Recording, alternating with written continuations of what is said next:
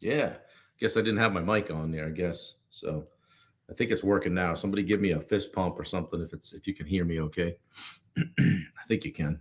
So let me see here. Yeah, I think you can. I can hear it on my phone. So anyway, it's only happened a couple of times, but hey, I think day 160 today, 159, 160, something like that. So yeah, good to see you guys. Hanging in there, doing well. Got a bunch done yesterday. Uh, it feels like another short week. I don't know why. Dave Howard is here. Good to see you. Roy Dahl at a 9.9. All right. Love to see it. Alex Redmond, Josh Baker checking in. Good to see you, Josh. Still hitting the gym, I hope. Yeah.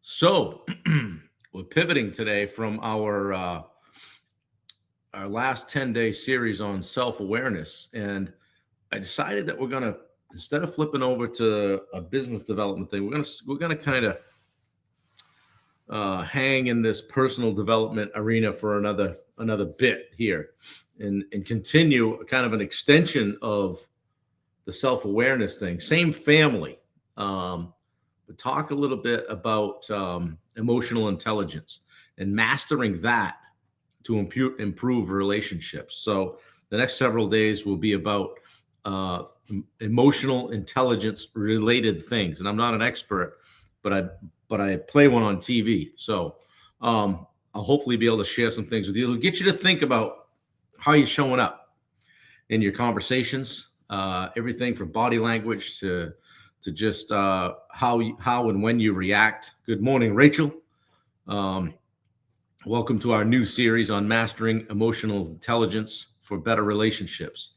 So, yeah, I thought I think that that's hitting pretty good lately. And then after that, we'll definitely switch over to something more business related, more like culture or leadership or scaling or something like that. So, hey, we only got, I don't know, a couple hundred days or so to kick it around. So we'll get them all in. Matt Tolman is here. Good to see you. Got your workout in this morning. I see that. Excellent. Yeah.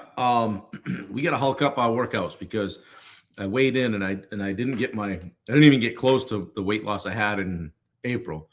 So in May, only down less than a couple pounds, but I know why. So we had some things that interrupted things, and we let things get in the way of workouts. The eating stayed on point, except for a couple of travel things and a wedding. But by and large, we're eating good. We're eating well. And but I'm the kind of person that if I can eat well, but if I'm not pushing myself and not getting those workouts in, soaking the shirt, as they say, as we were saying, it ain't happening. So the good news is it didn't go the other way. And hey, slow is smooth and smooth is fast, right? So we'll just stay on it. So good morning, Dan Bennett. Good to see you. Dave Brackett checking in with a 9. How was re-entry into the Earth's atmosphere after the wedding? You must have been exhausted when you got home. It was a great time. Good event. Nice to get your daughter married off. Get her off the payroll. Wait, no. Maybe still on it. Hey, Dad, how about that cell phone bill? I don't know. Maybe like when you're 30 or. Yeah, the struggle's real for sure. I know you're doing it. So anyway, Aaron Callie is here. Good to see you. So let's check. Yeah, right. Let's check on Instagram. No takers there yet. I'm a nobody on Instagram. Who's this clown? Anyway, let's talk about emotional intelligence. A couple of years ago, someone said to me, your emotional intelligence is off the charts. And I had to kind of dig into it because I really didn't know what they meant. And I suspect it tied in, Dave, having that conversation soon. Good. I suspect it tied in with, the fact that I also discovered about the same time, I'm an empath. So I take on other people's shit, so to speak, right? Probably why I ended up as a coach, right? So, but by definition, emotional intelligence is the ability to recognize, understand, and manage our own emotions, as well as the emotions of others. Okay, so it's foundational skill, and it's critical for healthy, productive relationships, and is often a better predictor of success than IQ. Okay, so somebody can be very smart. Richard Nordheim is here. Good to see you. A what? Yeah, often a better predictor of success than IQ. Have you ever hired a really smart person and have them just not get it, not be able to integrate with what you guys are doing, or that, hire a salesperson and you just realize that yeah, they're super smart, but that common sense thing went out the door. So mastering emotional intelligence for better relationships is what we're going to talk about for a few days here. Okay, we often hear about the importance of intelligence, right? We want to hire somebody really smart. We want to have people that are highly intelligent. But have you ever wondered why some people excel in life and business despite not being the smartest in the room? It's not just about IQ, guys. It's not about who's the smartest in the room. It's about EQ. Emotional intelligence is the real game changer. All right. So why though, right? Why? Self-awareness, which we just spent 10 days talking about, like being able to understand your own emotions and how they affect your thoughts and behavior. Boom. There you go. Right? You have a choice on how you show up. How about self-regulation? Have you ever heard of self-regulation? Pay attention, bracket. The ability to control impulsive emotions and behavior. Man, if we knew that in high school, right? You really need to work on your self-regulation, Mr. Brackett. How about motivation? Yeah, motivation, using emotional factors to achieve goals and stay committed, right? Get fired up, maybe some music, whatever it is. Dave says some of the most book smart people are not emotionally intelligent, for sure, right? And then there's empathy, recognizing emotions in others and responding appropriately, right? Paying attention, what's going on, listening. Guys, this is a personal type of topic. You can apply all of everything I'm going to say today to your sales game, okay? To your marriage, to your relationships, business, whatever, dealing with your kids. How about social skills? Just managing relationships to move people in desired directions, right? This can be a game changer. All right. Why do we say EQ is more important than IQ? Well, funny you should ask. Research shows that people with high EQ are better at managing stress. They do better in stressful situations. They're better at resolving conflict. They're building strong relationships, both personally and professionally. I mean, have you ever tried to have a productive give and take with somebody when you don't agree and they end up just defaulting to calling you names or being pissed off or stomping off? That's somebody with a low EQ. If you have a high EQ, you could probably stand there and say, well, if that doesn't work, how about this? Well, let's look at it from this angle and be able to look inward and maybe have a productive give and take on an argument. Maybe it is an argument. Maybe you're arguing your point. But you're doing it from a spot where you're able to be empathic and be able to look at someone else's viewpoint as well. Okay. High EQ helps in handling workplace dynamics, making thoughtful decisions, and leading teams with emotional awareness. Okay, it's good stuff. I mean, think about a leader who's calm under pressure and empathetic toward their team. Their ability to manage emotions contributes to their success. Simple as that. And that makes them a powerful communicator and influencer, right? You're a better leader if you have a high EQ.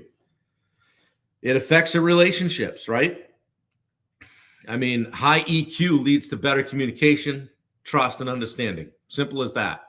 Emotional intelligence helps people feel heard, respected, and deepens that personal and business connections.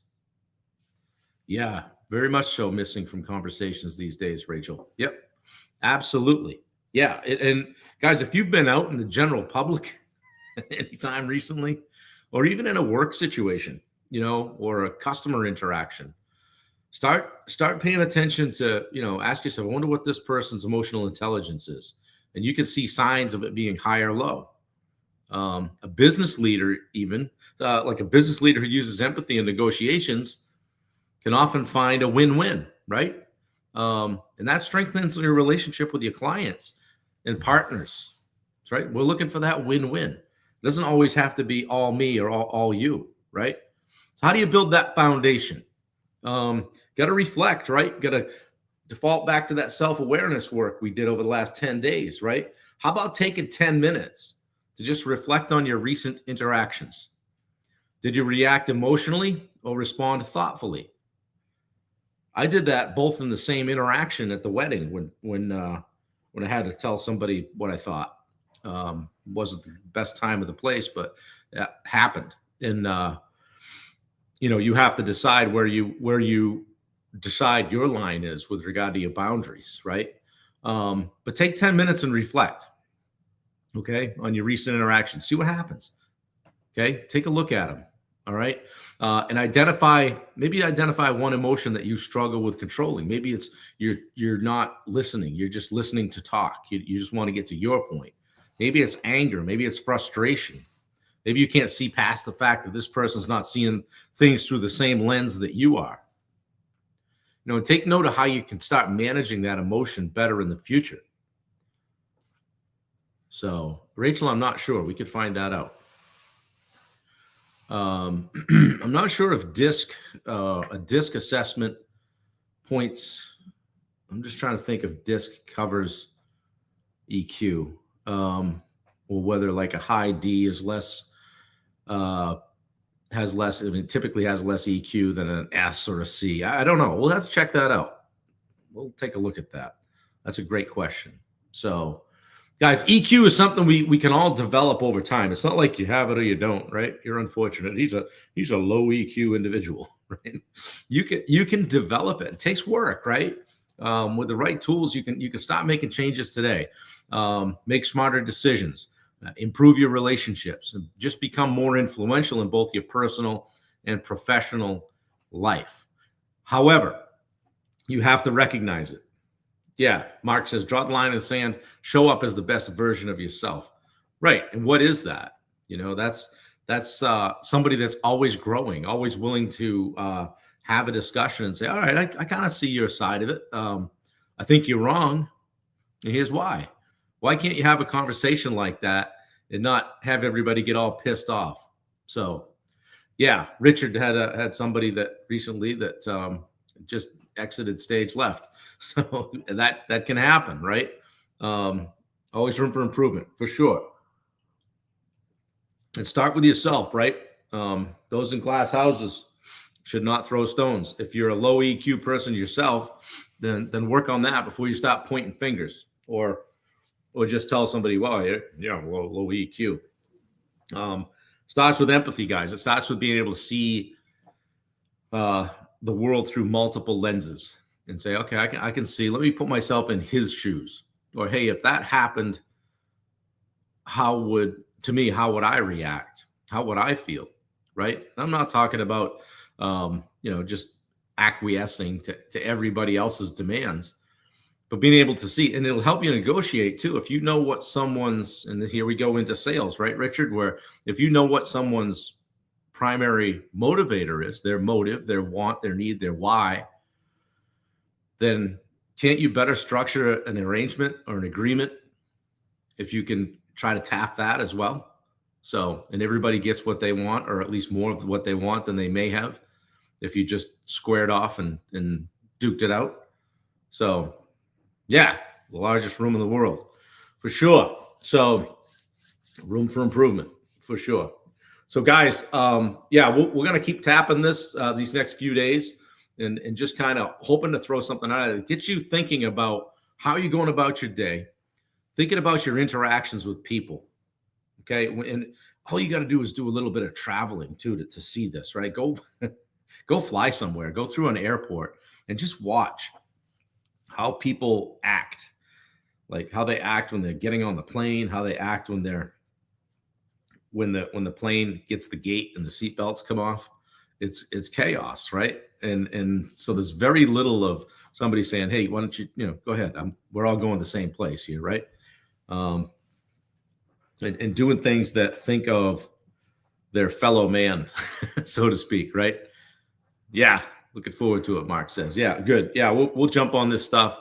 We'll get to some business stuff on the next round. I think it's going to be like leadership or building culture, or scaling responsibly, that kind of stuff. So being more curious, yeah, for sure.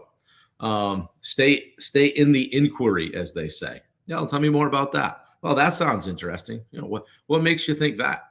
You know, saying things too that are not necessarily non-confrontational, and also keep your tone of your voice the same. Why, you know, if you raise your voice and your body language goes at somebody, is that not confrontational? Probably. Yeah. So pay attention to those things and how you respond, how you react. You know, maybe just take a minute before you respond. Somebody asks you, say, take a second, right? Well, hey, give me a few minutes on that. Let me think about that for a second. Would that be okay? Yeah.